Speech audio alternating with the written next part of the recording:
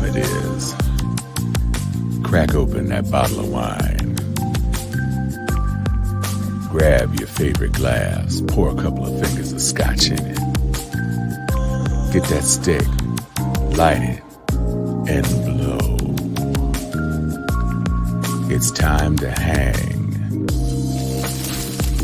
with Steel Sharpens Steel After Dark.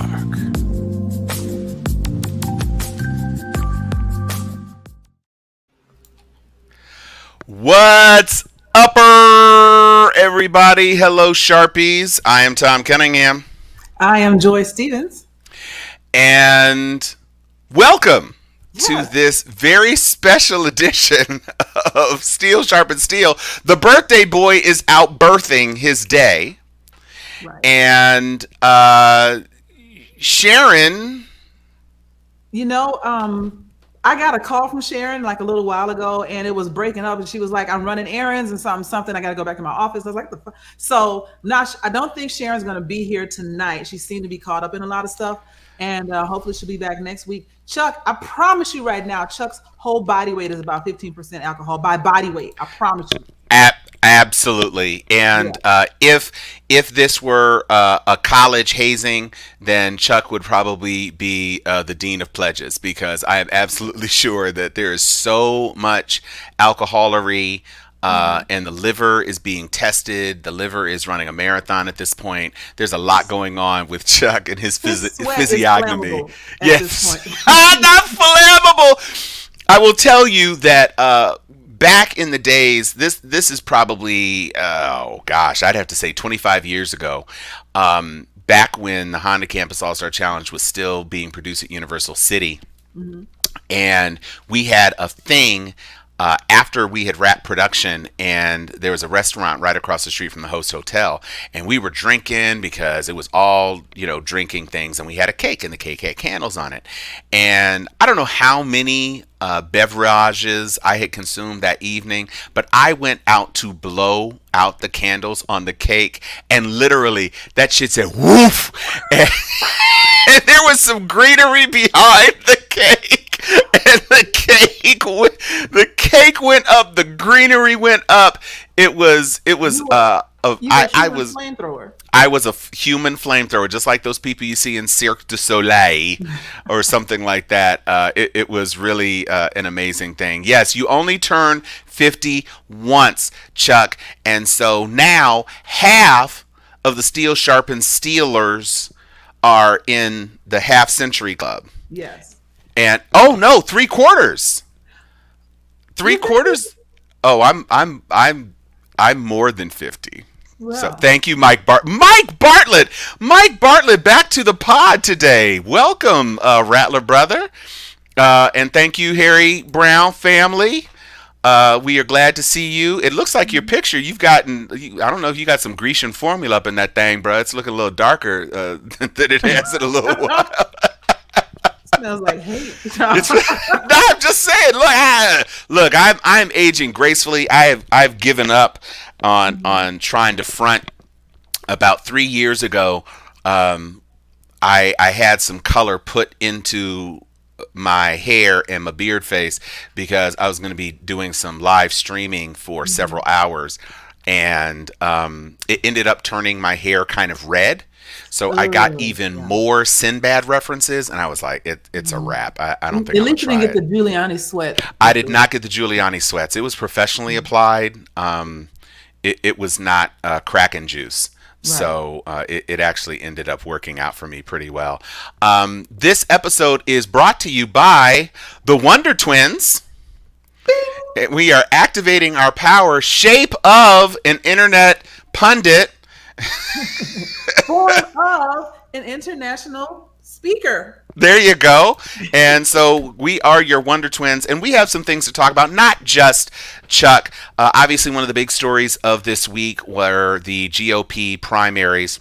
Oh, my God. Yeah, Pennsylvania. Ooh, boy, Pennsylvania was a lot. Pennsylvania was a whole lot.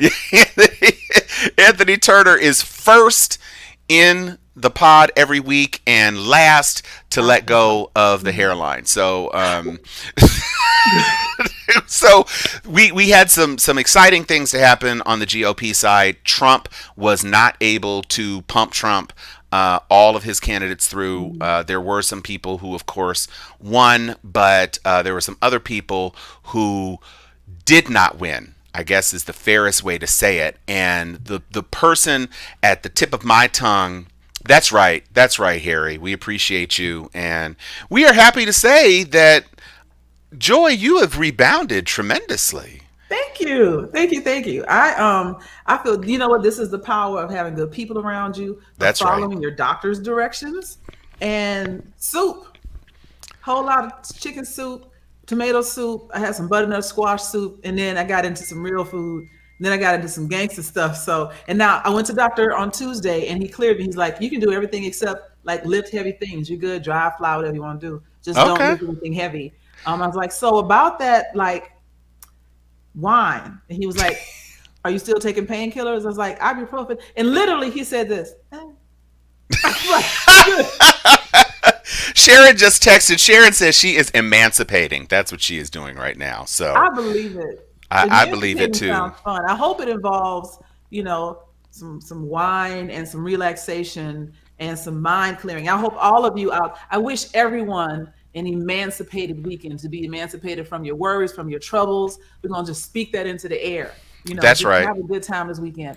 Um, And we are excuse headed. my excuse Go my ahead. vulgarity and everything, but Uh fuck oh. the kids. You know, go somewhere else. Let Granny watch them. Don't let Auntie watch them, no, because Auntie suck at watching kids. But anyway, yeah, do you?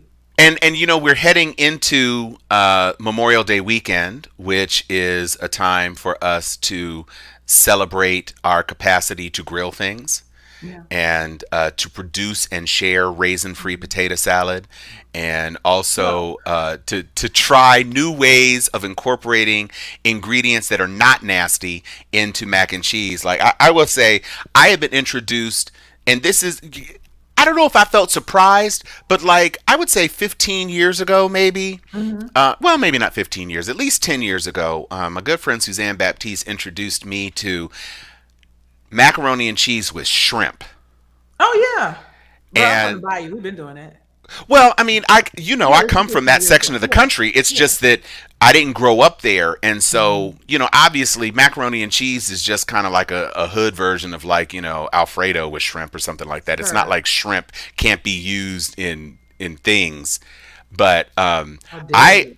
I was very pleased with that combination. And sometimes shrimp, if shrimp sits too long, it becomes chewy and Chewy. not nice. But somehow this macaroni and cheese worked out just deliciously. And of course, shrimp and grits is always a classic. My mom kills shrimp and grits. I mean, absolutely murks it.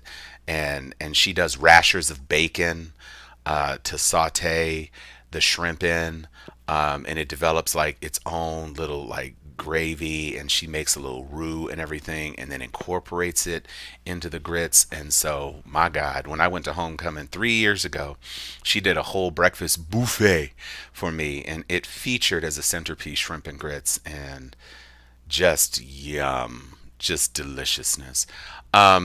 Before we hop into the show, Joy, do you have anything else at the top of our menu for a little amuse bouche before we jump headlong into this episode of the steelage and the sharpening of the steelage?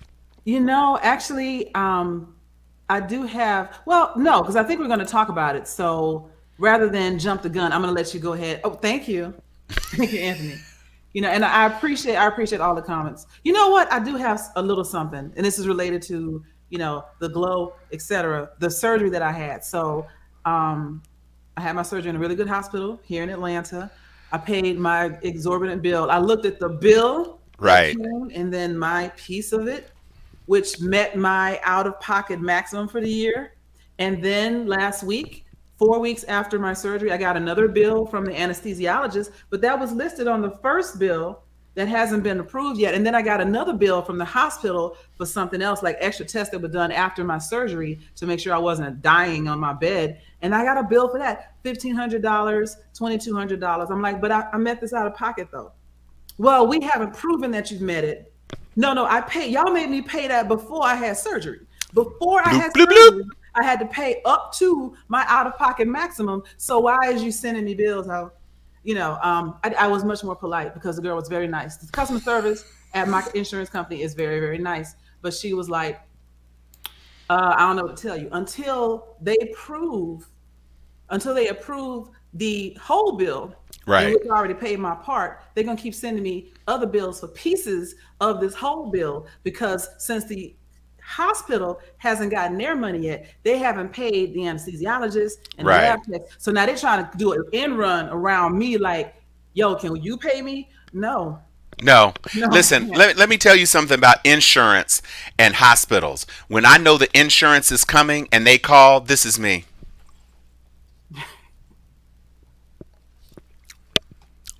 What now? Because I will tell you, um, a few years back, we had a situation where we had to go to a hospital and they told us to go to the nearest hospital.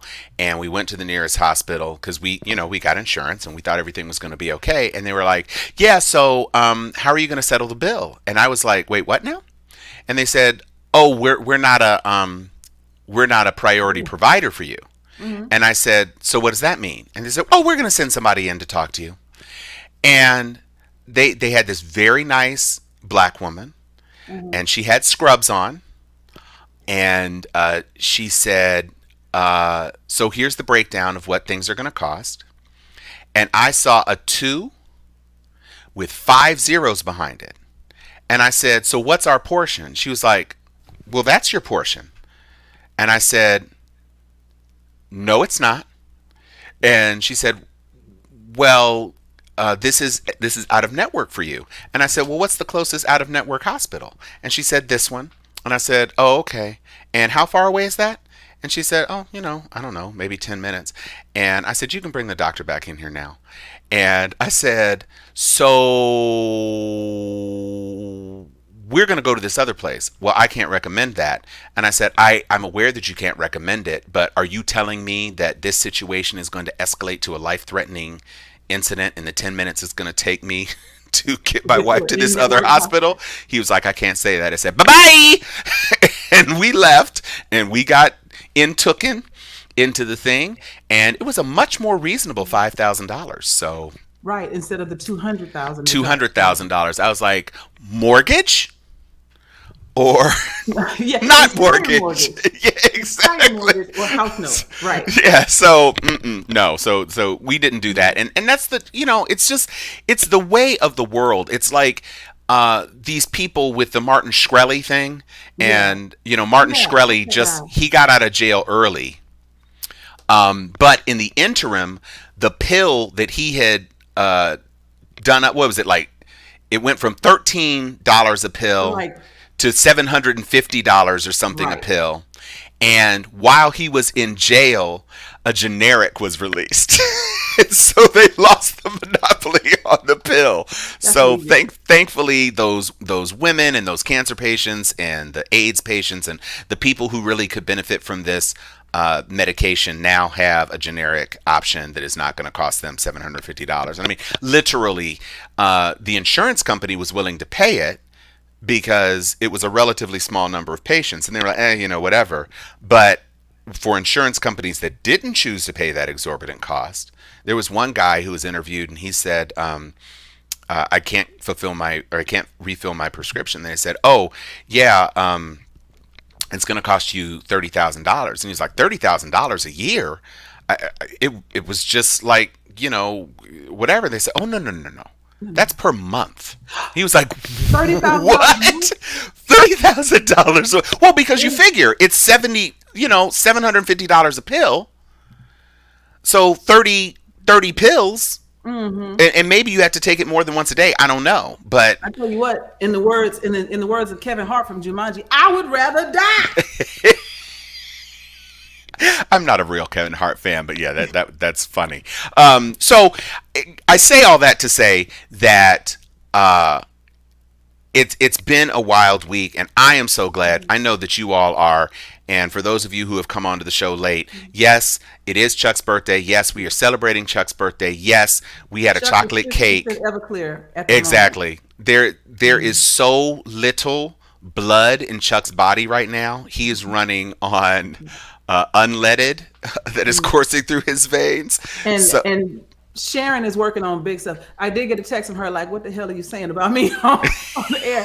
So Sharon is working on big stuff, and she will be back next week to tell us about her big stuff. That's right. And we've kind of been dancing around because this is kind of a free form episode because it's after dark, but we are going to get into the grittiest of nitties, and we're going to start right now because a bunch of you have put it in here, and I want you to know that we are paying attention and we were on top of it. So here's the first one I saw. So I heard about the Madison Cawthorn sex tape hilarity. I wouldn't call it hilarity. I'd call it vomit-inducing. But the next of you said that the voters rolled Madison out of office. I don't appreciate that pun. I mean, I do appreciate it, but officially I don't.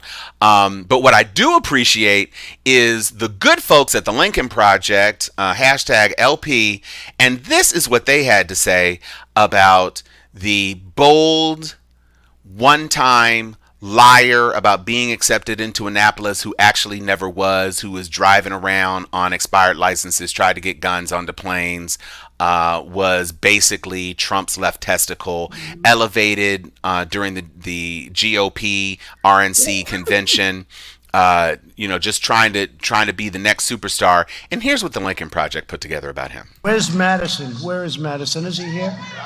Madison Cawthorn, a real star. You're going to be a star of the party. The halls of this hallowed republic have become darkened with the smut and filth of corrupted justice. Call your congressman and feel free. You can lightly threaten them. They're trying to demasculate the young men in this country because they don't want people who are going to stand up. And so I'm telling you, all of you moms here, the people who I said were the most vicious in our movement, if you are raising a young man, please raise them to be a monster. Take notes, Madam Speaker. I'm about to define what a woman is for you. XX chromosomes, no tallywhacker. The vacation house of the Fjord. Seeing the eagle's nest has been on my bucket list for a while. It did not disappoint. If our election systems continue to be rigged and continue to be stolen, then it's going to lead to one place, and it's bloodshed. Then all of a sudden you get invited to, like, well, hey, we're going to have kind of a sexual get-together at one of our homes. You should come. And I'm like, what did you just ask me to come to? Yeah. And then you realize they're asking you to come to an orgy. If I knew that a city clerk can overturn a state legislator and alter the course of an election, well, hell, I might have ran for a different office. I do look forward to being the future of the Republican Party, but I will tell you, I think Donald Trump is leading the way on that. Trump's become like a father to me. I get to talk to him just about every single day. He's incredible. He's such a genius. When are you going to call us to Washington again? We are actively working on that.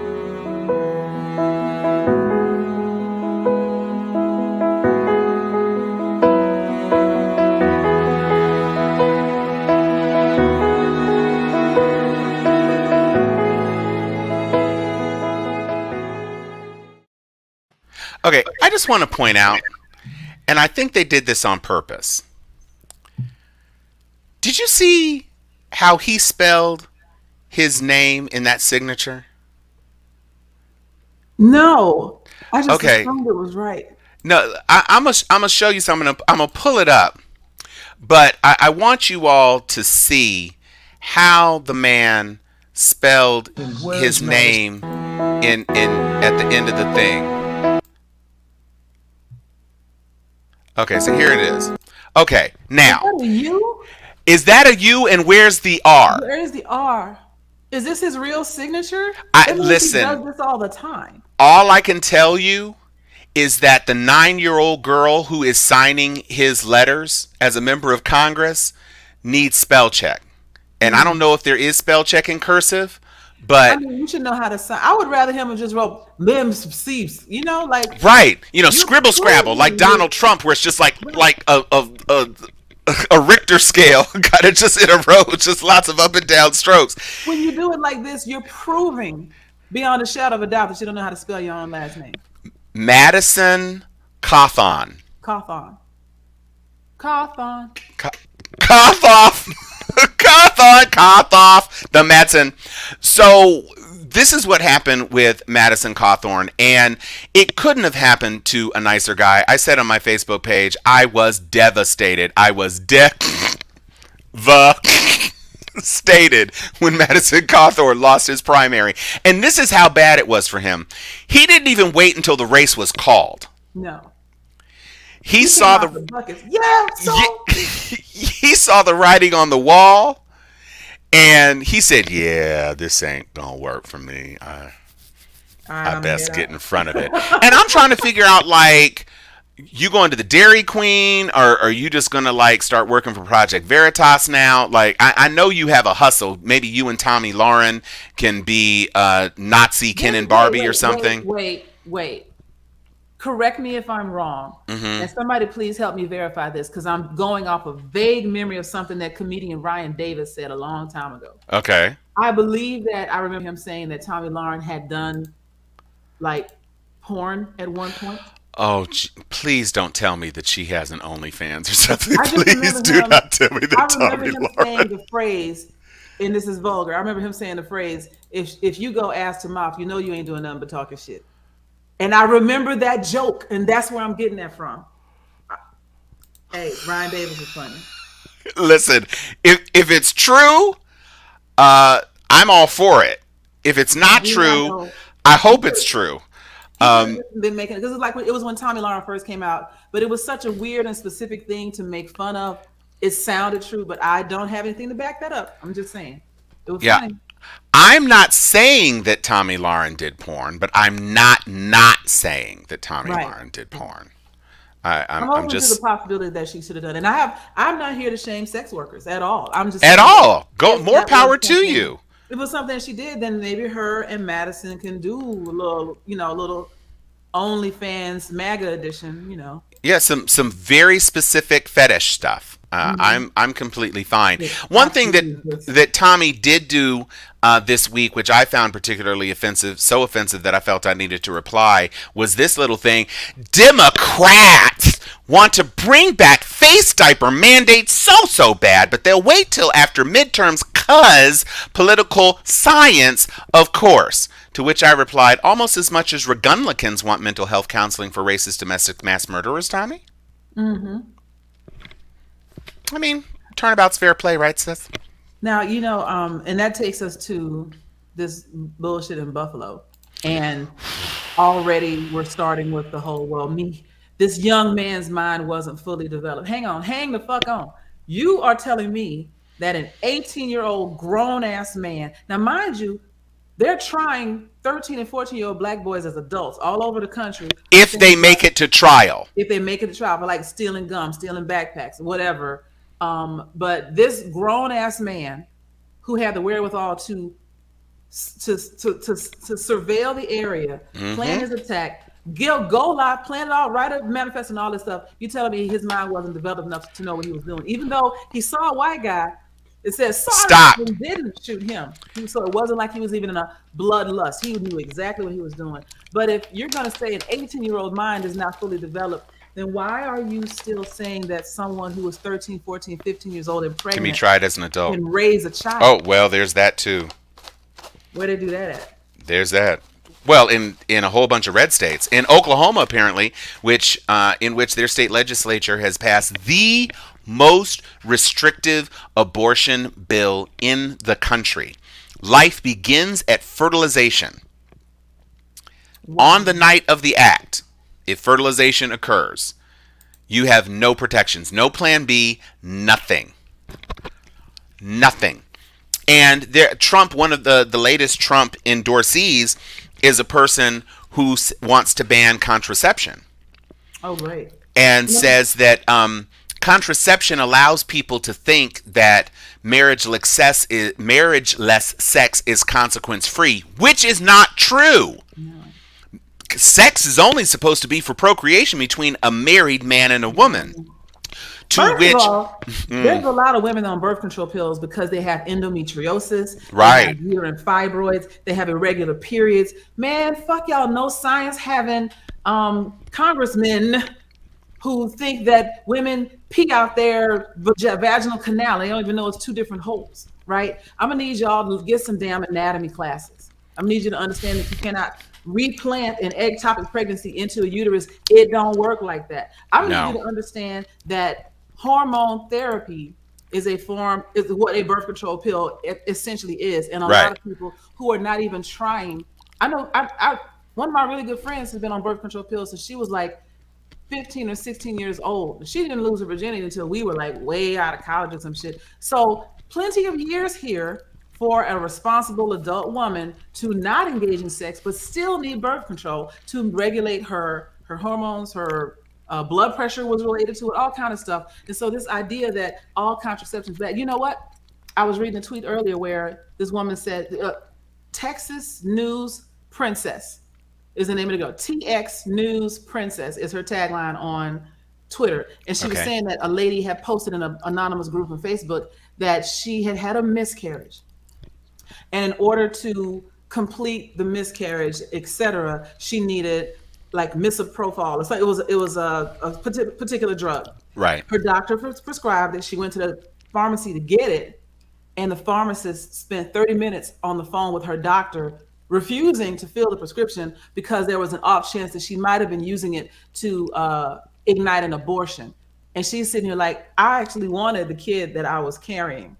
And now I have to take this medicine to finish this miscarriage that is happening. And you're trying to sit here and stand there and tell me that I might be having an abortion. Fuck you and fuck everybody around you. And the doctor had to stay on the phone to do that because everyone in Texas is now afraid because you can sue anyone involved in the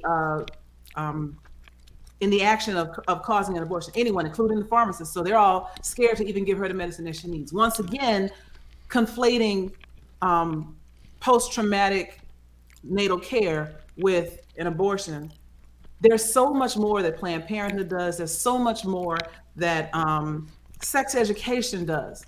You know, most women, and I say most, I guarantee you there are women on this chat right now that cannot fully map out their own genitalia, their own body, because it's all dirty down there. It's nasty. Don't talk about it. Just don't do it. And switching gears, a lot of privileged women believe that, well, if they pass all these laws, we'll just stop having sex. And then it didn't work for the cave women. It didn't work for... First of all, this is not Lysistrata, girlfriend. Right. Second of all... Gilead is what it is. You are much closer to Gilead. And if you just decide, we'll just stop having sex, they'll just attack you.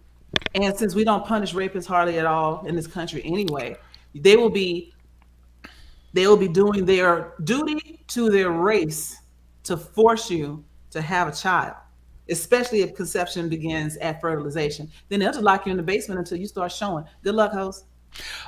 Can we talk? And I'm posting a lot of Mike Bartlett, and this is just because Mike Bartlett is a political scientist, and so I don't think I have put. I don't know if Mike has visited the show and posted with this much frequency. If he has been a past visitor to the show, but Mike is dropping some science here. I will just say this too. While the GOP is fighting so hard for abortion, you know there are GOP congresspersons and senators who voted against the bill to provide formula for mothers. Yeah. So pre-baby, essential. Yeah. Baby needs formula on the stuff. No, sorry. No, that's money. That's socialism. That's whatever. By the way, to all the hoteps or foteps out there who are talking about breastfeeding and everything else, listen. First of all, you do not have a woman's body. Second of all, if you have not been married, you might not know that every woman does not turn into a dairy factory during pregnancy. Some women don't produce enough milk. And if you have a job or a life, you being pregnant and having a child does not completely sweep away the other responsibilities that you have. And, we had to buy breast pumps and right. all these sorts of things. And if you're not producing a whole lot, but you still got to sit there and it takes 45 minutes and you only have 2 ounces and the baby sucks that up in like 35 seconds and da-da-da-da-da, the baby still needs nutriment. And the baby is starving because the baby is starving and you can't just say, oh, well, breast milk is best. Yeah, got it. But if it's not there, it's not there. And it's not always best. There are women whose children are allergic to their breast milk. Right. What you gonna do now? Feed ginger ale and crackers? Well, when it's interesting you say that. When I was a kid, it was after my brother was born, and my mother was past the point where she was lactating, and so I went up to her one day and I said, can I have some milk, mommy? So I'm like 3 or whatever, and she says, no, I don't have milk anymore. These don't make any milk. And I said, well, can I have some Kool-Aid then? So that was my level of understanding about how breasts work is more comprehensive than some men who are insisting that you are consigning your baby to some sort of torture if you bring some Enfamil into the mix. You were prophetic. You were way ahead of your time, because they do have machines now where you can pick what you want to come out of the exactly. It was like freestyle, breast freestyle. Putting beer in this one. Yeah. Oh my gosh, if women could produce beer out of those glands, the divorce rate would stumble. There would be so few divorces in this country if women could do that magical mystery tour. They are not going to. They're not. Well, I mean, listen, all of this theocracy, all of this foolishness, people talking about returning the law of the land to the righteousness of the Lord, that is antithetical. All of you who proclaim to be constitutional originalists and everything else, understand that was not what they wanted. They were fleeing a quasi-theocracy in England. They were fleeing the Church of England. They were fleeing a place that was mandating how people were supposed to worship. And so that's why there weren't any restrictions on how you could worship in this country when we crafted our Constitution. Specifically because of that. And that, removal of any sort of theocratic restrictions or impositions was why you could also choose not to have any religion at all. Right. You could choose not to practice anything because the state could not force that on you. So, oh Lord, see, this is Zenzi making a good point. Because you have boobs, you can nurse. Some men have chesticles. Can they nurse too? Well, it is possible. It is extremely improbable. Right. But it is technically possible. And there are men who have lactated. And as you say, and curiously enough, thanks to Madison Cawthorn talking about XX chromosome and no tallywhacker, it is also possible that men who lactate may have some sort of genetic predisposition toward, higher estrogen levels or some other physiological condition that grants them certain things. Or it's just, the glands that produce milk may just overdevelop in that particular dude. It's super rare, but it does happen. I'm gonna say something that my wine is encouraging me to say. Hear me now and believe me later. Okay. Hear me now. Every living being on this planet comes from a black woman. There you go. Everybody started out black, and as you traveled away from the cradle of civilization, your skin tones and your features and your body weight dispositions morphed and changed according to your region. You got colder, you got darker, you got paler, et cetera, et cetera.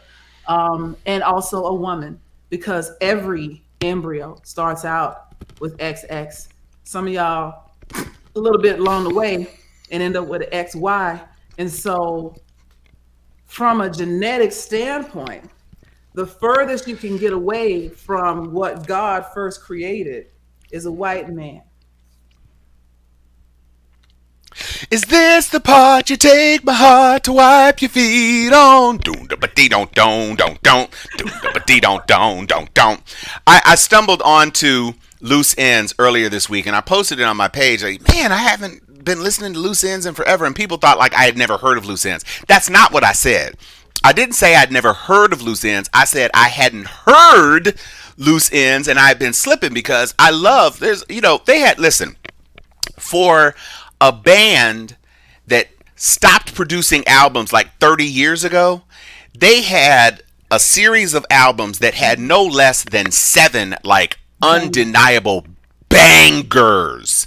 I mean, that's what music used to be. We're not going to get up on that tangent because we could do a whole show about We that. could do a whole show on that, but I had to tell you, Zagora and Zagora was it for me. First of all, I love the cover, and I was today years old when I realized that orientation of the rectangles in the thing, that's actually an L and an E for lucids. I swear to God, I had no idea. I was like, wow, what a cool pictograph, and then I was like, that's an L and an E. Now, I will tell you the song that's currently like living rent free in my head is this one that Harry is talking about. Is you a black girl? If you a black girl, if you a black girl, go out on Instagram or TikTok or Twitter, wherever you want to find it, and just type in "if you a black girl" and see the what comes up. Amazing things that our group has come up with. Gorgeous women, like the photo shoots, stills, people graduated from college, all kind of stuff. That's awesome. With that song in the background, I love it. It's living, it's in my head all the time now. I love that's what people do when we create something. We come up in a way where we can celebrate each other, we can compliment each other, we can talk about our Black brilliance, and we can express it in an artistic way that reaches and makes it possible for everybody to embrace. I love that aspect of who we are. And speaking of art and how art goes, Kendrick Lamar dropped a project, and a very cool first video that uses some deep fake technology, which, you know, there's a lot of people who feel a certain way about that. But there was this song on, very artistic though. It was very well done, and the way he incorporated faces that are so present in the news today was also really cool. However, I had some friends reach out to me and said that I would really appreciate the song "We Cry Together." And I don't know if you've heard "We Cry Together." I haven't yet.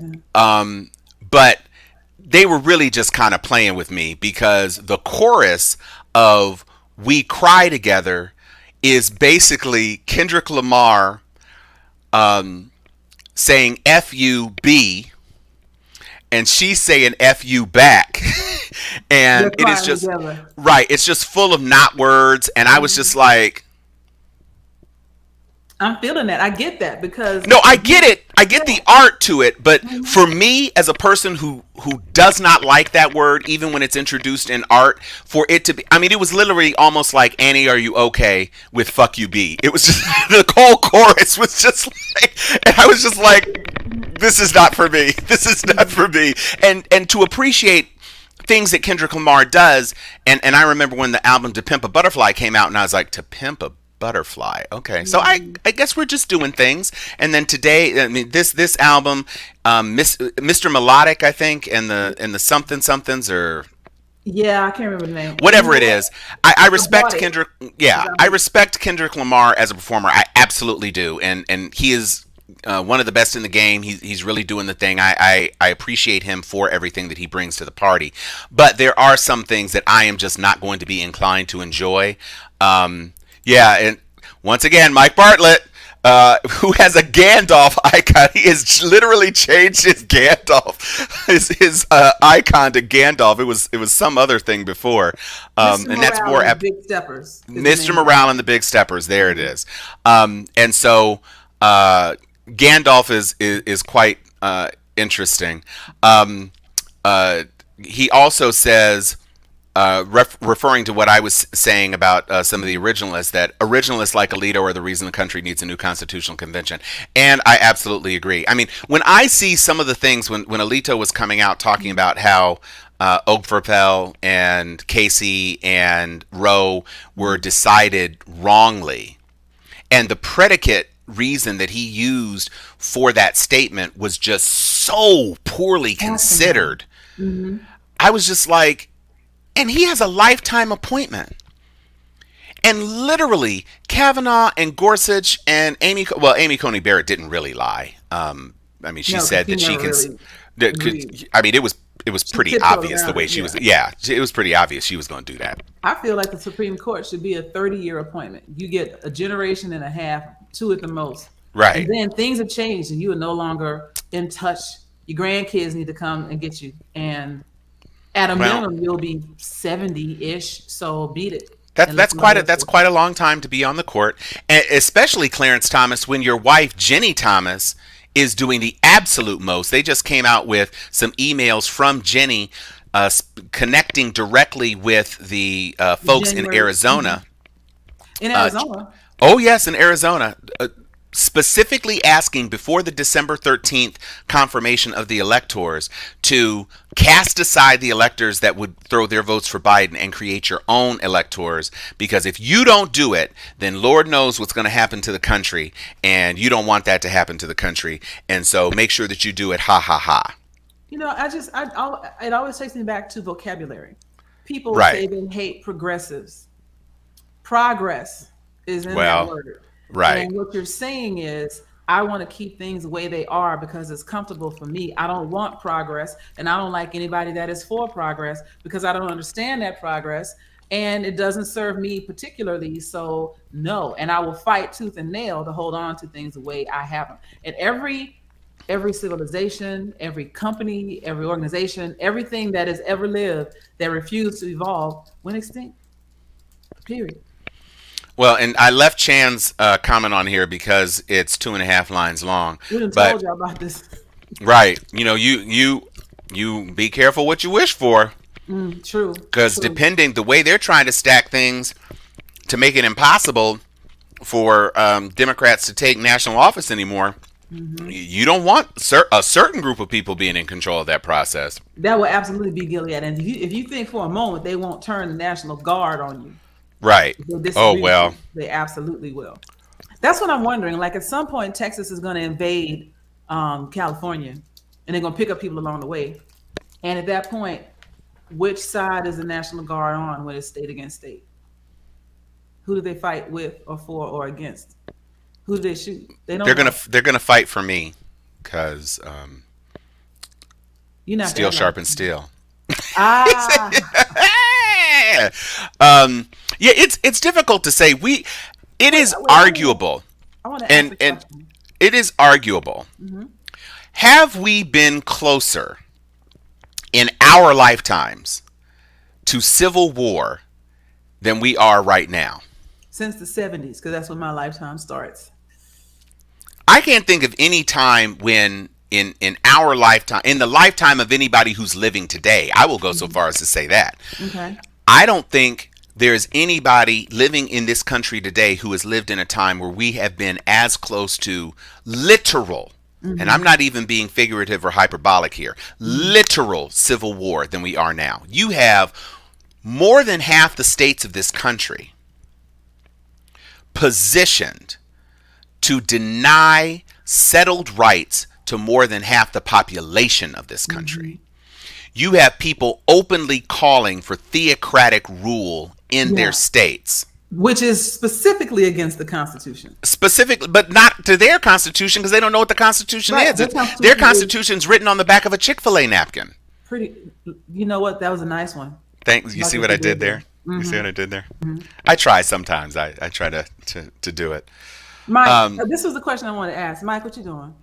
You want to come join us? You want to come sit in? We got space, bro. So If you do, text. Does he have your number? Text. This one over here. Text him. I think he might. But we're at 45 minutes, and so we know that when we don't have as many voices arguing amongst each other, that the shows tend to be a little bit shorter. But I do want to make sure that we talk about another person who deeply upset me. I called this graphic "This fucking guy." So Mastriano, who was the person who prevailed in the gubernatorial primary contest for Pennsylvania, in his master's thesis, he imagines a woke dictator and a civilian putsch. Now, most people would use the word coup, because coup is the word that we are familiar with, but a putsch is a German word. So I wonder why he chose that particular word. And his German thesis was almost the language of this country in the first. well. And would have been if Man in the High Castle had come true. But this guy, in his thesis, he plays out this scenario. It's basically like the diary of a psycho militia person who's writing it from a dark cave in Virginia. And he mentions that there is this charismatic character who demands fealty to him, and it's not the country, and da-da-da-da-da, and there's the civilian putsch. And the interesting thing is that he's basically Aurelius. Now get that. Come on now. Aurelius. You think this country right now would unite behind a guy with a name like Aurelius? But the person, Aurelius, is actually surprisingly Trump-like. So to be a Trump acolyte such as Mastriano is, and for his thesis to prognosticate this Trumpian figure who, well, not even a savior, because he inspires the putsch, and the putsch is what subverts true America or whatever, blah, blah, blah. This guy is a psycho.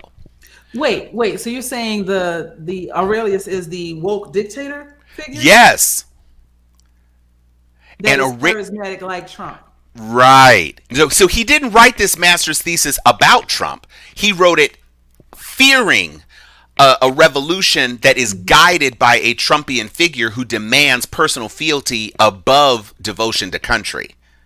So he was just writing what he saw? Because it sounds like January 6th was the putsch, right? Or the beginnings of it. Well, the point is that I'm glad he is the nominee, because I think it dramatically increases the likelihood that the governorship is going to go to a Democrat, which is really important because this dude is saying, I'm just going to cancel the electors if they don't go to the person I want. And I appoint the Secretary of State, and so I will direct the Secretary of State to appoint electors that will vote the way I want them to vote. And that is a frightening scenario. Yeah. I mean, you're basically coming out and saying, first of all, F that girl in the click you claim. Like, he's just out here like, I don't care. I don't give a damn about nothing. I'm going to do what I want to do. This is the problem and potentially the point of defunding public education, is to make people stupid enough to just think that whatever they want is allowable under the current Constitution, laws, etc., and that all you have to do is be crazy enough and charismatic enough to run for office and get it, and and then you can just do whatever you want as if you were a monarch. Wherever I say goes and the rules are out the door because I'm here now. That's not how it works. I mean, we're a representative democracy, but you still have to be voted in as a representative. Well, mostly. But speaking of representative democracy, down here in the great state of Georgia. Oh Lord. Stacey looking pretty good out here, son. I mean, listen, we were talking about her earlier today, pre-show, but let's remember, folks, first of all, Perdue, who is Trump's candidate, is about to have his entire ass kicked. So, Trump thought all he needed to do was put his little scepter on the shoulder of anybody who would say his name, and that person was automatically going to ride into victory. But guess what? Georgians are actually good with Kemp. But the problem is that the Trumpian Georgians, just like they did when they abandoned the runoff for Ossoff and Warnock, are not going to play ball with Kemp, because Trump has savaged Kemp so aggressively and has made Kemp persona non grata in the MAGA universe that Stacey did not lose by that many votes, folks. Stacey did not lose. Well, that's true too. A lot of votes. That's true. Canceled and disenfranchised, I think, 500,000 voters and city voters and voters of color throughout the state, and then stepped down after he won the election. And it wasn't. And then he still only won by like 15 or 20,000 votes. Like, it was really damn close. Right, and that's only because he was the Secretary of State. And he could put his thumb on the scale, and he could unplug voting machines, and he could shut down voting districts, and he could do all these sorts of things as secretary. They were even doing stuff like having local police officers. Like, we do a whole lot of souls to the polls type of work. Right. And so, people driving vans from the old folks home to help them go vote and everything. No, you can't do that because you don't have a commercial license to drive these people. And so we're not going to let you. So they would not let them carry folks to the polls. Right. Voter suppression in real time. No, you can't take these people because it's a fucking SUV. What are you talking about? Right. So they can drive people to church, but they can't drive them to the polls. Mm-hmm. Every church got a van. Church is for the glory of God. God. Yes. So you started on that. Well, I mean, the point is that the way things are shaking out in Georgia are positive developments. The things shaped, and Georgia obviously was essential, and the way things are shaping out in Pennsylvania are good as well, because it may be that Mehmet Oz, if Oz is the person who actually comes through in the primary, there's probably going to be an automatic recall trigger just because the things are so close. But he's a carpetbagger. I mean, technically not a carpetbagger because he's not coming from the north to the south, but he is not a native. Yeah. And he's renting a house from his in-laws. He's not a person who is really of Pennsylvania. He's a celebrity from this right. Oh, ooh, please don't say that. And by the way, this was the penultimate episode of This Is Us, and despite the fact that it may have torn down your very last feelings, there is one more episode left, which I think is probably going to cause an explosion across any number of households of tears, just gates bursting forth. The third war against me forced me to stop watching This Is Us like a couple of years ago. Like I can't be up in my house crying and every week and building stock and Kleenex. I can't. Like I was dehydrated. It's like I can't keep doing this, and I just cold turkey stopped at the end of one season. I was like, yep, I don't need to do this no more. I have to say, as much there is perhaps no more manipulative show in the history of television than This Is Us.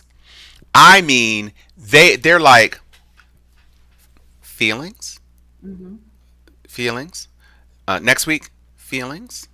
Hello, your feelings. Right. I'm going to be in your feelings. A wet willy in your feelings every single week, and so it's just like, wow, this is a whole lot. And by the way, speaking of television shows, did anybody honestly expect that Grey's Anatomy was going to last 18 seasons? No diss to Shonda, but shows, Law and Order can last 17, 25, 37 seasons because it's literally about stuff that's happening in the news. Like every week is a new story that people want to see dramatized. And so the characters never change. Nothing never changes. It's just, ripped from the headlines, but not based on any actual persons. Right. Grey's Anatomy is like it's a medical soap opera. It's like ER with a little bit more comedy and stuff. And you said the magic word. It's a soap opera. How long is One Life to Live been on? Or I guess, but I'm talking about a prime time show like Dynasty. But Dynasty didn't last anywhere near that long. ER didn't last anywhere near that long. For a show like this to still be on, and God bless her. I mean, that's why she got $100 million or $400 million, whatever she got from Netflix to do shows. Oh, is that what it is, Herndon? It deals with, yeah. Oh, okay. So they're doing rip from the headline stuff now too. Is that what it is? Okay, got it. They're dealing with like critical race theory and police brutality. Oh, okay, got it. But I will say, just jump on my DEI soapbox for a moment. This is what's possible when you have a intersectionally diverse director, co-creator, runners, cast. Because even though the cast had several white characters, it wasn't a white cast. They all had heavy representation of positive images of LGBTQ people, understanding them and all of the things that go on with them and all the things that go on with Black people, being biracial, being seen differently. They covered it all. They do. They hit a lot. Somebody's interest all the time. And true. So, it wasn't beat you over the head like, hey, let's trot in this new Asian woman. It's like, oh, it's Yang. So I think they did a really good job of showing how people will tune in to watch something that they can relate to. And then once they're invested in their few characters, they're going to watch, even if they're in the background, they're still going to watch to see when they come back out. And so she's managed to keep people involved this whole time, except me. I stopped watching when they did me. Well, okay, so, but this is my point. I get that it is morphed into something, but they lost me before it morphed into that, because when I first started watching the show, I basically thought it was Ally McBeal in a hospital. Yeah, it was. You had McSteamy and McDreamy and all of this stuff, and he and Yang and Isaiah Washington and and all of this, and it was just like, I loved the theme song. And you know, great. But then I was like, you know what, I don't need Meredith kind of squinting again. I'm kind of over it. I kept waiting for Renee Zellweger to come in as an older sister or something. You know, and don't give them no ideas for a remake. You know what? I'm gonna completely shift gears, like totally different thing. All right. I pulled this picture and I wanted to discuss it for a second.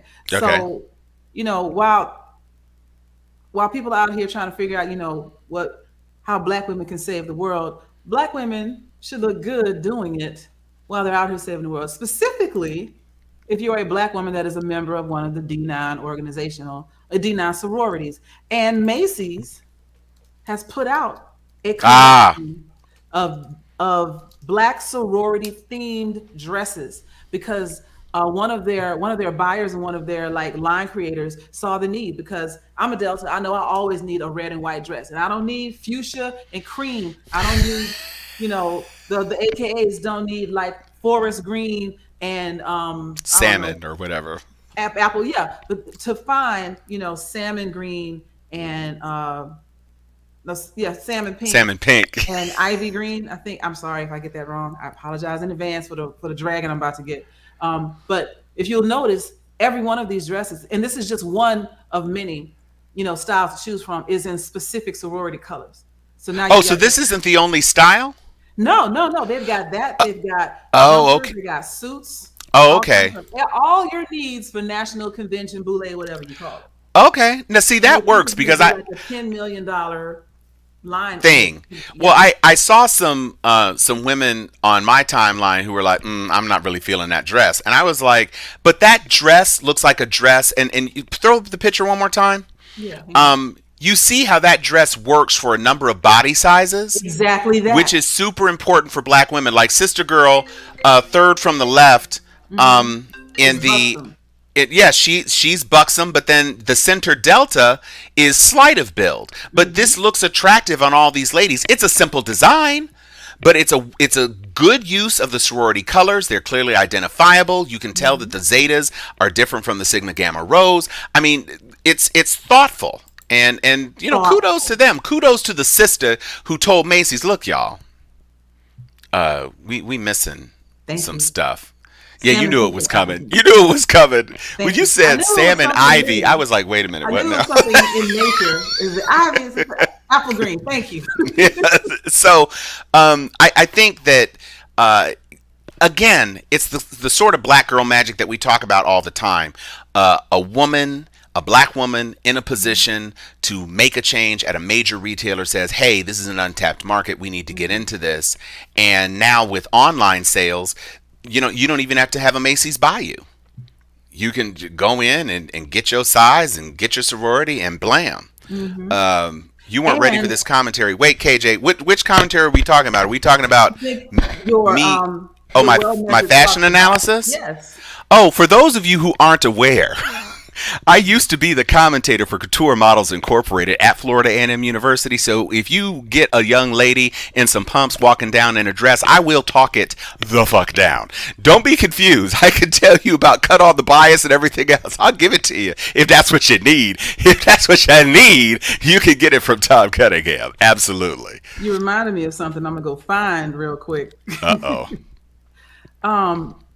It was that one guy that I said, this is gonna be you in 10 years. You give me a minute. Go ahead with the show. You give me a minute. I'm gonna find this video. Oh dear God, I don't even know what to expect from this. Somebody posted in the chat that our kind of people did not get renewed. That is correct. I found out perhaps before a number of you, since I have a good friend who's on the cast. I have suggested that we do our own fanfic table reads, because I need to know how things wrap up in this forthcoming season. I need to know that sister girl who got shot and who was pregnant, I need to know that that baby's okay. I need to know what's going on with Tyreek and Yaya's character. I need to know all of it. And so, we're going to see, instead of Our Kind of People, if we can do Our People Ain't Kind on YouTube. Just have some fanfic table reads so that we can at least get through a couple of episodes just to wrap up all the loose ends. Is Teddy Franklin actually a cyborg? I don't know, but we do need to find out, and we can put it together. We just need to take in control. Lee Daniels, if you're listening, I'm here. I'll help you put the script together. We can pull the cast together on a weekend, and we can just do like 2-3 episodes just to tie up all the loose ends. If that's what you want to do, I'm just saying I'm making myself available to you. Our People Ain't Kind. That's the final season of Our Kind of People. I'm putting it out there into the universe right now. Oh, dear God. Yes, it is an oh, dear God moment. Hang on.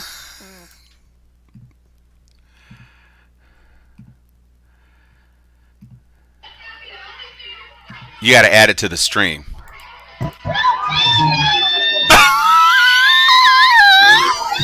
Okay, so first of all, I have to tell you, this is literally how we trained the male models in Couture Models Incorporated. That turn is a bit slow, but that was how we trained them to do it. When he whips off the jacket, all of this, zap, zap, zap.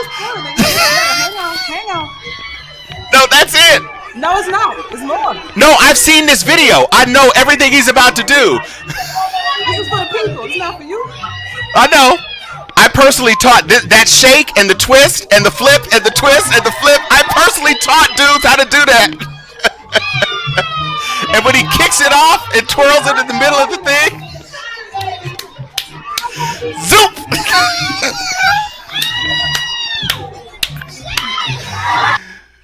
That is Couture Models Inc. 1990. I'm telling you right now. That is literal flashbacks from homecoming fashion shows.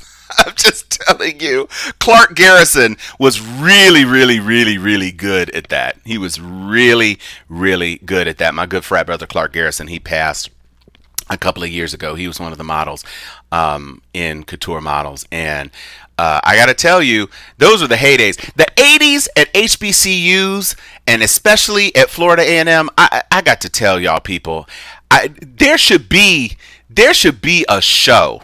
Yeah. About HBCUs and the Ebony Fashion Fair. That's right. We had a couture model who joined Ebony Fashion Fair, and when they came back to FAMU after Tamiko Glass had joined Ebony Fashion Fair, the models after party was at my crib at 416 Lewis Street in Tallahassee. We had a double-decker tree house in the backyard, and it was a trees house. That's all I'm gonna say. Okay. 2 stories, treehouse in the backyard, and all of the fashion fair models were up in my crib. I mean, damn. That was an awesome time to be alive. It was an awesome time to be alive. There should be some sort of interview, documentary, something about being at a HBCU from like 81 to 91 or something. Right, yeah, a decade. Just that decade is a perfect encapsulation because, I mean, you had girls dressed like backup dancers in Jade. You had, I mean, it was just that Old Town 357 look. That's right, with the booty shorts. With the shirt with the peplum on it. Yes, mom. Yes, mom. Yeah. And then, of course, 2 Live Crew and the Dirty South, the emergence of that sort of level of ratchetness. It was an awesome time to be alive. It was an amazing time to be alive. And at Florida Agricultural and Mechanical University, the Florida Agricultural Mechanical University, with Dr. Frederick S. Humphreys, rest in peace. Whoo, man. My. Total parties, pajama jammy jams. Pajama jammy jams, doing the butt deed. I did that sexy. Wait, somebody hit. I did that. My bad. She was counting it down to the doing the butt. That's right, Mike Bartlett. You weren't there at the time, Mike. But it was a tree's house. I See, now guarantee. that's what I thought you meant too when you That's said. exactly what I meant. Oh, okay. So I'm not slow. Okay. No, it was 2 stories, and it was a tree house. That was literally true. And there were trees in it. There were trees in the house. Yes. Okay. So yes, so that we're clear. Embarrass me in front of my parents. That's okay. But yeah, okay, Harry. Harry calling me out, calling my credits out. Is really amazing at fashion commentary. Shayla, what was her name? The commentator for Ebony Fashion Fair. Shayla something was her name, and she would always end her thing. She had this very hyper stylized way of saying things. She'd say Emmanuel Ungaro Paris Couture. That was her way. And I mean, it was just awesome. FAMU was damn. If you look at HBCUs, we continue to add spice. Absolutely. Anything that's done. You can have a fashion show, or you can have an HBCU fashion show. That's right. You can have a band, or you can have an HBCU band. Like that's how we roll. You know, I know that it was started before this, but you know, Bethune-Cookman and this whole A Baby challenge, everybody's doing the little what do you call it, drum major glide around the floor that everybody's doing across. That's the HBCU thing. Right. And they've taken it to be Shayla Simpson. Thank you, Paul. Shayla Simpson. That's right. I thought it was Simpson. I wanted to say Samson though, but yeah, Shayla Simpson. She was amazing. She was perched up in that director's chair. One last thing I do want to mention while we're on the issue of fashion, you know, talking about Macy's and their line, a portion of the proceeds of that collection, I believe, is going to some nonprofits, not the D9, but to some positive cause. And there's a Black woman getting the shine for it. So this is what happens once again when you put the right diverse people in and give them the wherewithal to create the markets that they know are there. And let's not forget the Morehouse and Spelman line from Ralph Lauren. That's right. And money for that is going back to the colleges as well. So, you know, we are helping people outside our community invest in our community. Right. And we're good while we're doing it. So, you know, I'm here for it. I'm here for it all day. I'm absolutely here for it, especially that Morehouse. I forgot we did that whole segment on it, and I did not visit the website to see if they had grown up sizes. So I still need to do that. Ralph, don't be cutting stuff, man. Keep it alive so that I can get me at least that dope ass double-breasted joint with the buttons and the belt thing. Yes, that would look cracking. So good on you too. Well, thank you. So silly. We really appreciate that over here at Steel Sharp Steel and the I was Ralph about to give Lauren me something. collection. I wanted to wait to figure out what I was going to look like after when I had to pay for this, you know, multi-$1,000 surgery, and then I'm exactly my coins back together. The coinage, the ducats, as the kids used to say back in the day. We are nearing the end of the show. I did want to pop up this graphic just because there's a person in my next door group. Now, I don't know. I didn't do a Google reverse image search, so I don't know if she actually did take this with her iPhone 13 attached to a telescope with a whatever. But this is possibly the most spectacular picture of the blood moon that came out last week that I've ever seen. Look at that. Wow. Is that not amazing? Beautiful. Is that not amazing? She said she took this with her iPhone connected to a telescope. So I hope you ain't lying, next door person, because this is a stunning image. And this is the best blood moon image I've seen, even though this is, you know, the shadow, the umbra of the shadow is passing. So the top side of the crescent is already returning to its normal mooniness. But that deep crimson in the lower right-hand corner of the blood moon is simply stunning. And if she did take that with the iPhone 13, thank you, Apple. That should be your new picture, your new ad campaign for look at what you could do with an iPhone. Right. I mean, and a $3,000 telescope. But if that's what you're trying to do, then that's what you're trying to do. If you're trying to get good pictures of the sky. You know, I got one more cute little thing. Absolutely. That I want to show before we go out, and this is just a little feel-good moment. You know, we're talking about, you know, the generations and like the 80s and the 90s, and it was a great time to be alive. But yo, these pandemic babies is built different. So I'm gonna show y'all what these pandemic babies out here in this world doing. Okay. Wait, is this the baby? Yes. Okay, yeah, this is adorable.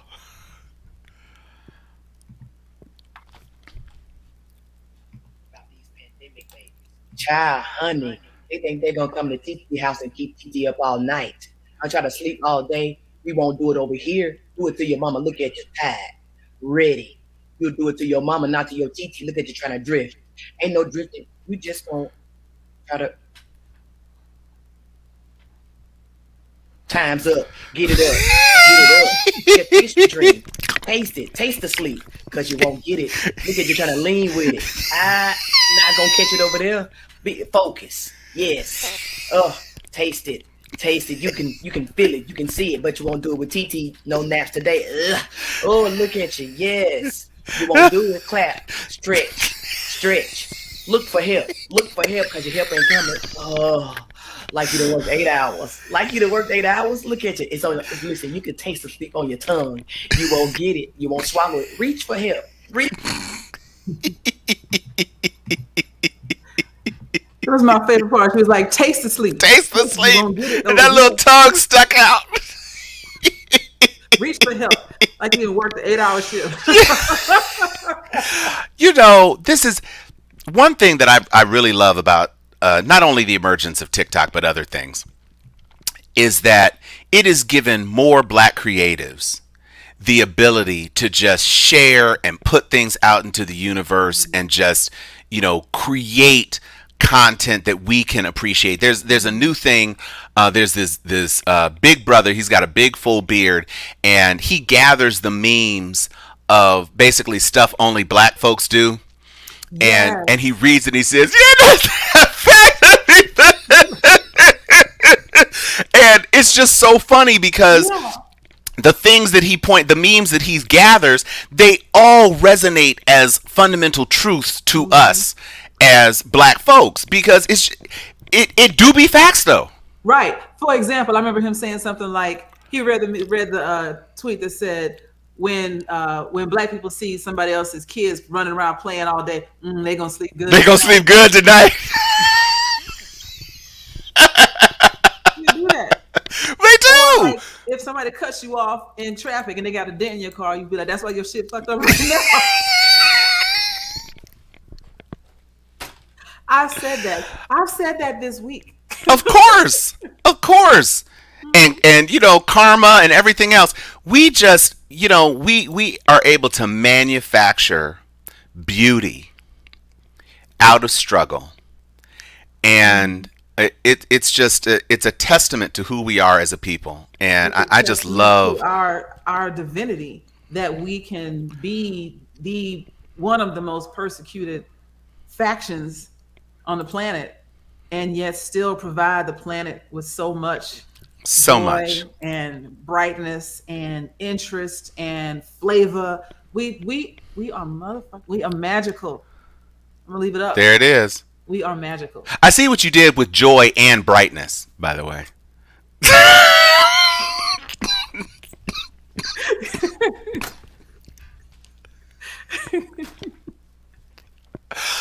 Oh my goodness. We want to wish everybody who is celebrating. I know one of the best features about Facebook is that I don't have to remember people's birthdays anymore, because it says, hey, this person has a birthday today. Oh!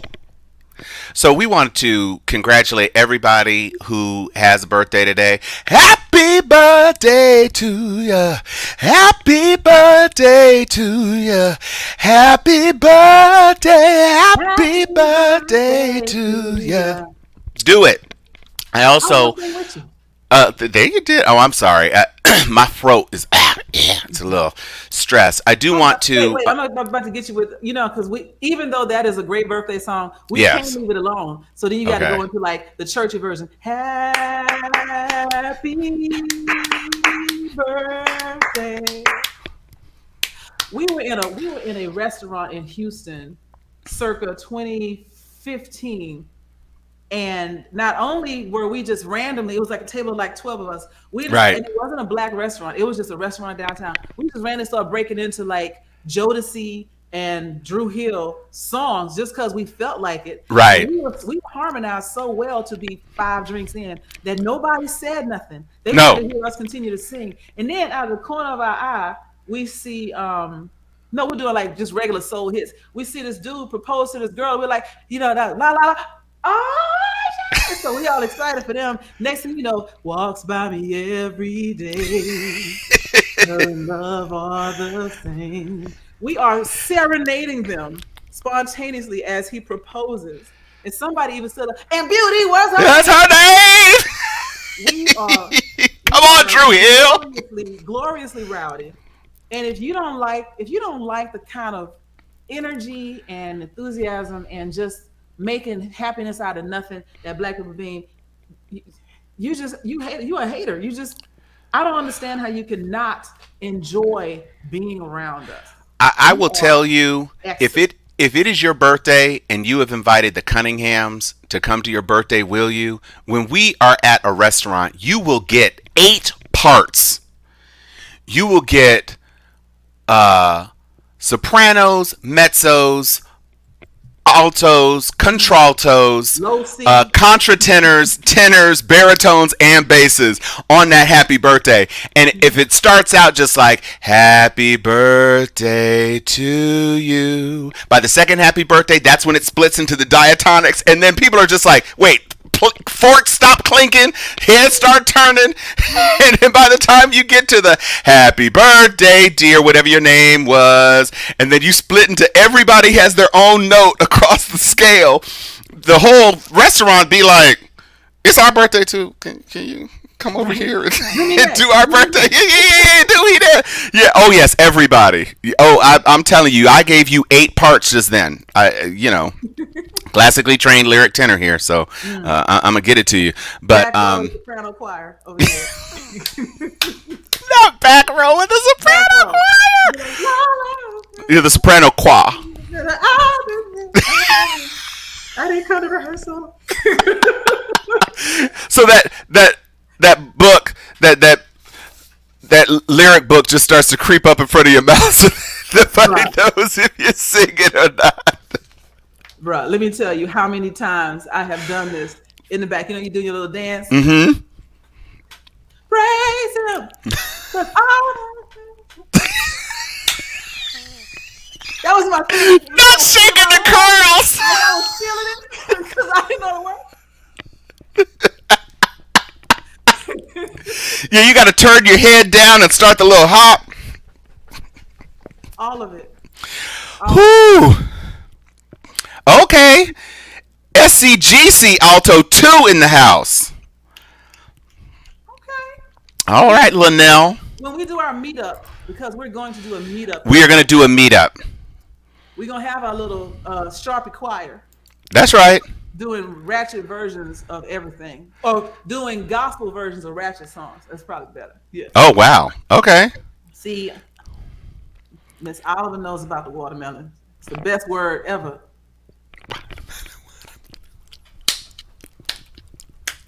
Don't know, not narrative words. But you can say watermelon. Or right, but I wanted to go. This is when I lived in Florida. I wanted to go and be with the choir because they always went to McDonald's in between services, and we would cut up at McDonald's, and then we would come back and be lit for not lit, but like just be crunk for lit-ish, lit adjacent. Then, yes, lit adjacent, lit with the spirit. Yeah, it wasn't just watermelon. It's peas, carrots, watermelon. Yeah, you can do all of that.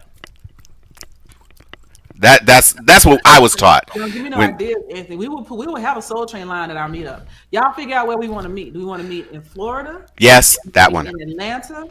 I mean, in Atlanta? Costa Rica. Wait. Sharon did invite us to Costa Rica. Sharon did invite us to Costa Rica. And guess what? I was looking at some internet memes today that taught me some rather incredible things about Costa Rica. I hope they are true. In 1949, Costa Rica abandoned their standing army and devoted the governmental tax resources instead to education and providing free education. And now their literacy rate is like 98%. Wow, and then... Exactly. And then I read that they are the #1 nation in terms of using renewable resources for energy production. And 300 days out of a year, they did not require fossil fuels to provide any energy to their entire country. Wow. Because it was all renewable, wind and, all the renewable stuff. So there you go. Thank you, Andrea. So I say let's go to Costa Rica. But for this year's meetup, the meetup that can actually happen, with very few logistics. Wait, what is Wamunda? Is that Washington State? Say less. DC. Did I use it right, or should? No, you did. Say less. That's what you meant. Okay. And we need an address. Andrea. Yeah, we need an address, please. We'll be there.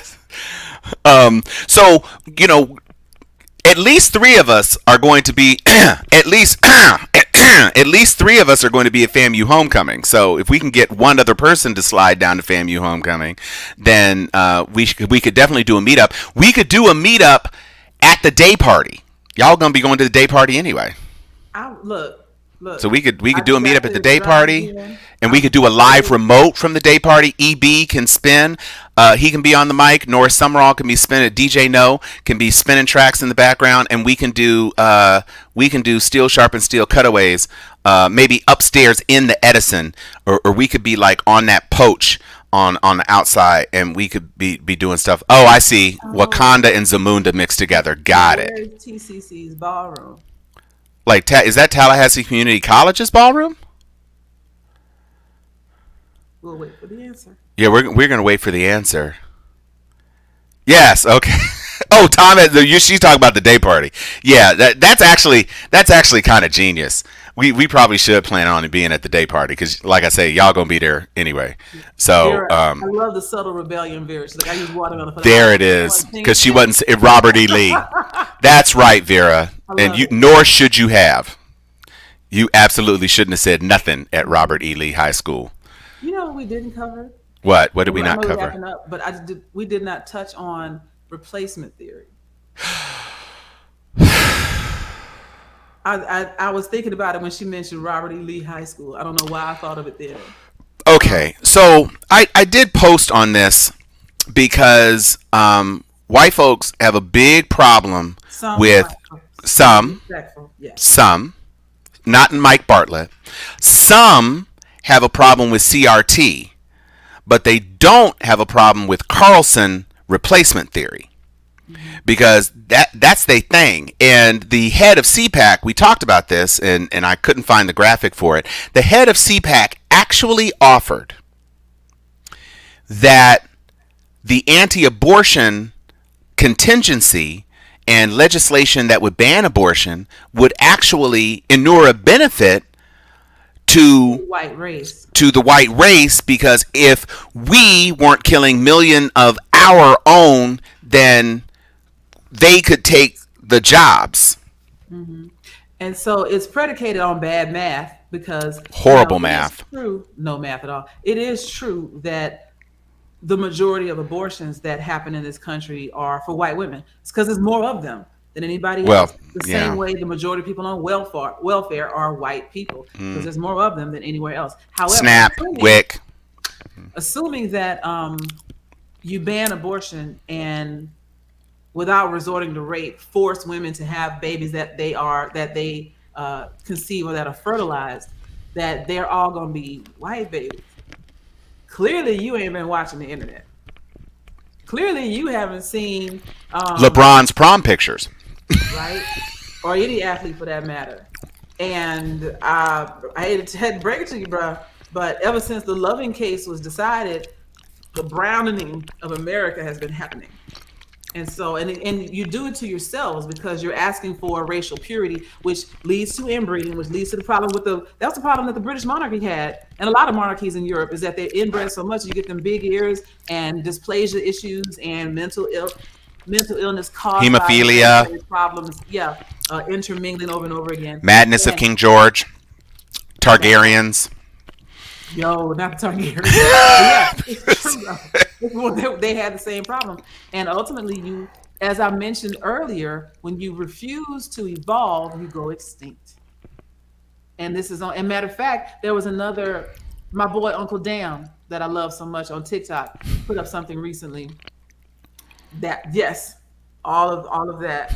But he put up something recently saying that not only was this not going to work, but this hoax, COVID hoax, anti-maskers, COVID denial rhetoric did more harm to the Republican Party, which was largely older conservative white people that were doing this, out here doing maskless Out fundraising here. and whatnot. A lot of them got wiped out. And so the prediction, and it's unsubstantiated, but they're doing more research on this. The prediction is that America would be majority people of color by 2040 now instead Before of it's 2050. Yeah. because of this. And Right. abortion ain't gonna save it. The reason they're trying this whole abortion thing is because white people are dying off faster than they're replacing them, especially because some of the replacements are not white. You have interracial marriage, And especially because you shouldn't be putting raisins in potato salad. you know what? That's killing you right there. It's killing your spirit. It's a bad combination. I didn't know that grapes were bad for dogs, but I'm sure that raisins are bad for potato salad. Okay. I mean, I'm just saying. There's no way that raisins are supposed to be in potato salad in any capacity at all. They don't believe in science. Mm-hmm. Science! Yeah, and like Mike said, it's such horse shit. I like it. Okay, yeah. I was like, is that a bull? And I was like, no, those legs are too skinny. So that's a horse. The great gradual dilution. Yeah, well. That feels too far away and too easy to combat. Like, I'll just make my daughter marry a white man, but it don't work like that. Sure doesn't. Yeah. I just want. They'll still be the largest minority. He's right. They'll still be the largest minority, but they won't have the supermajority numbers that they have Right. now. Once they fall below, not even 50, they fall below like 48 or 49%, then we ain't got to listen to you. No, we do what we want. Well, I feel like the answer to all of this is to release those the Flopsy and Topsy demons from Lovecraft Country. Why you have ruined my night? Them kids haunt me. Oh, I can't stand them. Oh my gosh, They Flopsy make and me look over my Topsy. shoulder. Like, I really don't like Flopsy and Topsy at all. Yeah, it is it's a damn shame that show was canceled. But we are. I don't think. No, it's a specific demographic. So the Yeah, that's true. I It think could be 18 to 25. right. Was above 50% or below 50% on the 20. Right, which is not a good harbinger for the future because I take that back. It was like 8-year-olds, like the youngest demographic, who are now 18. In the 2020 census, 18 to 25. Correct. Below. And so they're just gonna keep getting older and keep getting blacker and more darker, as Uncle Ruckus used to say. More darker. Darker. I mean, you've got to, just making sure we're using the absolutely correct. Mike has been here with these comments, man. Yes. He's dropping the science.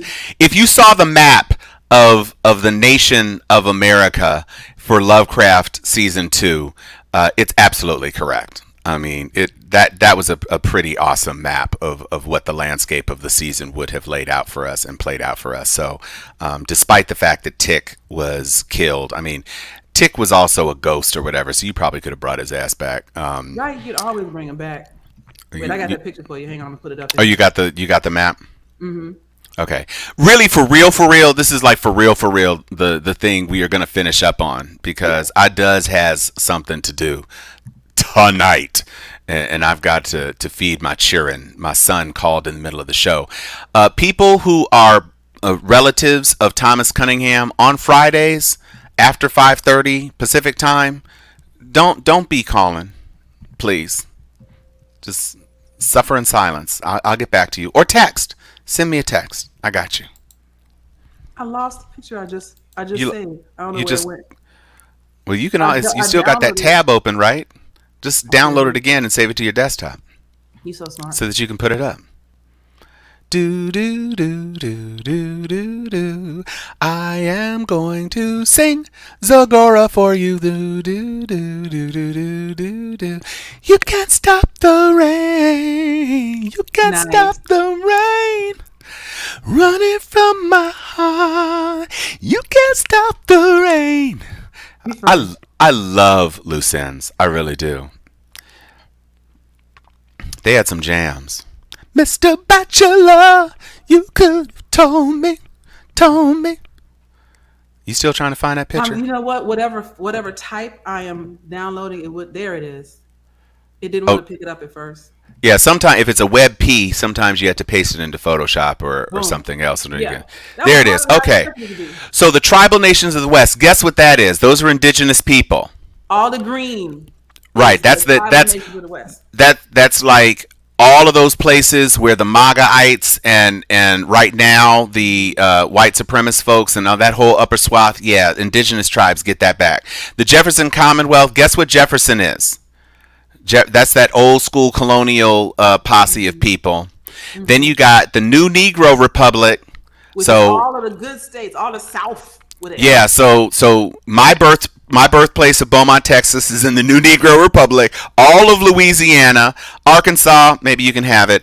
Mississippi, Alabama, Georgia, Florida, North and South Carolina, part of Virginia, Kentucky, which is my dad's birthplace, and Tennessee. And then you got this sliver. The white land. In the middle, the white lands. A sliver. So you could tell, I don't know if that's where like the psycho magic chicks, huh? That's where the white nationalists are. Yeah, I think that I thought like White Walkers and stuff might be in there as well. This isn't the exact map that I remember, but the point is that exactly, yeah, tomato Tawado. So this is what we have brought to you this week. We hope, yeah, he is getting that Marvel shine. He definitely is. Kang, and there is no better name for a black actor than Kang the Conqueror. And for those of you who have not yet watched Multiverse of Madness, even though it's $700 million and climbing, just go see it. I will say that Everything Everywhere All at Once is a better multiversal film. Yeah.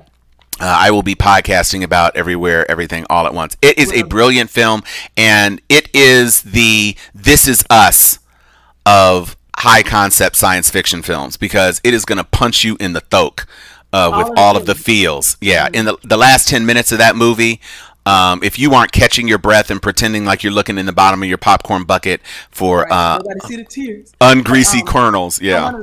I want to leave this note up. This is a great note to go out on, because Oklahoma governor is mad because the state has so many Indian reservations that have self-rule and govern.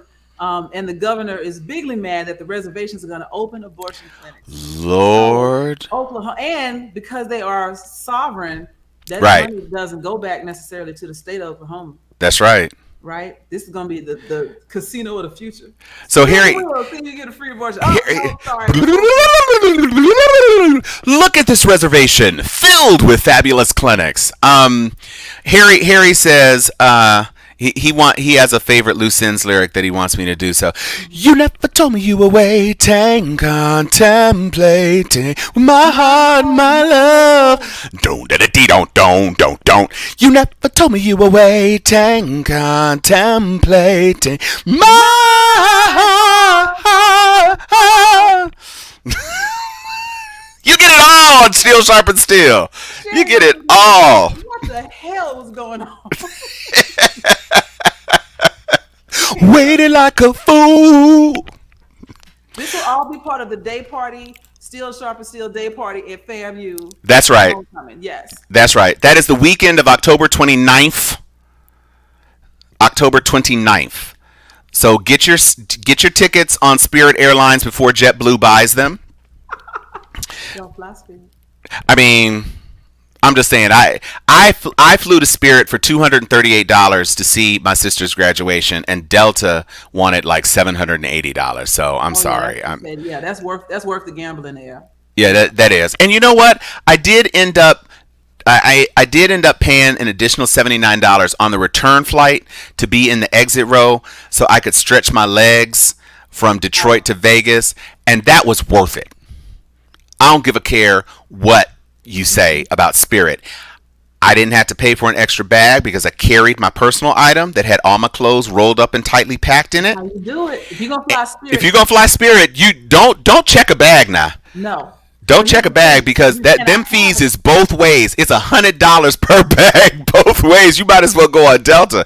But I will tell you this. Understand this: your carry-on is also a charge. Yeah. So yeah, if you can just come on with just with a backpack, like a purse, a satchel, a backpack, do the best you can to put everything you need in there. Wear all your clothes. Yeah, anything under 3 days, I think Spirit is okay with the backpack. And love you. Yeah, exactly. So, what I will say is that the other thing that is very egalitarian about Spirit is that the seats don't recline. So you paid for that little cheap ass seat, but at least nobody is going to be chopping your kneecaps off as soon as the fasten your seatbelt sign goes off, because they want to turn their little $100 seat into a Barca lounger. So that is a nice thing about Spirit. But we will talk about all of this and more both next week, which is our special Memorial Day episode, and we're calling it now, we are officially saying it, our first ever Sharpie meetup is going to be in Tallahassee for FAMU Homecoming on or around, October 28th is the day party. So pencil us in for the day party. We'll do a day party thing. We'll coordinate. We know all the people at the day party, and we can probably make a Steel Sharp and Steel thing happen at the day party. If we don't, then maybe we'll be in the parking lot of the day party where we can have a live remote or something. But that is the plan. There's also a hotel right across the little lake or reservoir or whatever, so we might do it from there. At any rate, it will be day party adjacent. It will be lit. It will be crunk. It will be everything. And by the time we get to homecoming, there will be a very special reason for you all to come out and support. So stay tuned. We appreciate you, and we will be back, because I'm Tom Cunningham, and I am Joy Stevens, and we are the Wonder Twins, and we'd like to say hello to the black, to the white, the red, and the brown, the purple, and yellow. Hey! Light Skin Wonder Twins. We'll see y'all next time, people. Peace out!